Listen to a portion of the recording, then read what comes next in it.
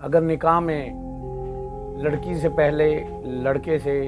حجاب و قبول کروا لیں تو شرعی حکم، عاقل بالغ لڑکا لڑکی دو گواہوں کی موجودگی میں حجاب و قبول کر لیں تو نکاح منعقد ہو جاتا ہے۔ لڑکا یا لڑکی جو نکاح کے لیے پہلے الفاظ بولے گا اس کو حجاب کہا جائے گا، اور اس کے مقابلے میں فریق ثانی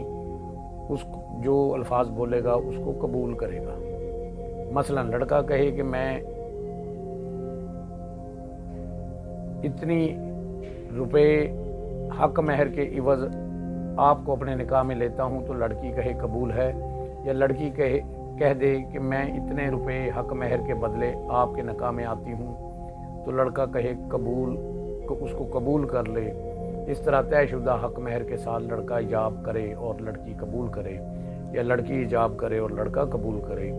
یا پھر لڑکی کا وکیل لڑکے کے پاس آئے اور لڑکا قبول کرے،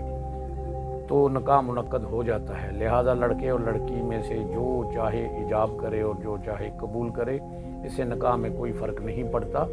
شرعاً ایسی کوئی پابندی نہیں ہے۔